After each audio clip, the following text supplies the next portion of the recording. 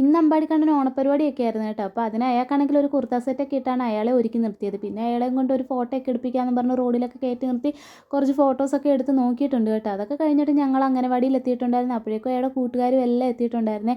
അപ്പോൾ എല്ലാവരും മുണ്ടും ഷർട്ടും മുണ്ടും കുർത്തയും പിന്നാണെങ്കിൽ പെൺകുഞ്ഞുങ്ങളൊക്കെ ആണെങ്കിൽ ഈ പലതരത്തിലുള്ള പട്ടുപാടയൊക്കെ ഇട്ടുകൊണ്ട് എന്തുമായാലും എല്ലാവരും നല്ല സുന്ദരനും സുന്ദരിയൊക്കെ ആയിട്ട് വന്നിട്ടുണ്ടായിരുന്നു കേട്ടോ.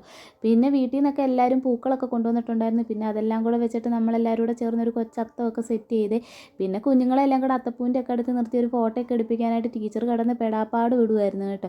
ഒരാളെ ഇരുത്തിയിട്ട് ചെല്ലുമ്പോഴത്തേക്ക് അടുത്ത ആളങ്ങ് എഴുന്നേറ്റ് പോകും കേട്ടോ. അങ്ങനെ ആയിരുന്നു. പിന്നെ ഫോട്ടോ എല്ലാം എടുത്തൊക്കെ കഴിഞ്ഞ് പിന്നെ കുഞ്ഞുങ്ങളെയും കൊണ്ടാണെങ്കിൽ തുമ്പ വേണോ തുമ്പ അതൊക്കെ കളിപ്പിച്ച് പിന്നെ കസേര കളി പിന്നെ ആണെങ്കിൽ പാട്ട് മത്സരം ഓണപ്പാട്ടൊക്കെ പാടിച്ചിട്ടുണ്ടായിരുന്നു. പിന്നെ ആണെങ്കിൽ ഡാൻസ് ഒക്കെ കളിപ്പിച്ച് പാട്ടൊക്കെ ഇട്ട് കൊടുത്തിട്ടേ പിന്നെ അതെല്ലാം കഴിഞ്ഞിട്ട് പിന്നെ ഉച്ചയൊക്കെ ആയപ്പോഴത്തേക്ക് എല്ലാവരും എല്ലാ വിഭവങ്ങളും ഒക്കെ കൂട്ടി ഓണസദ്യയും കൂടെ കഴിച്ചപ്പോഴത്തേക്ക് നമ്മുടെ ഓണപ്പരിപാടി കഴിഞ്ഞിട്ടുണ്ട് കേട്ടോ. അപ്പോൾ ഇന്ന് ഇത്ര ഉള്ളൂ. ടാറ്റാ.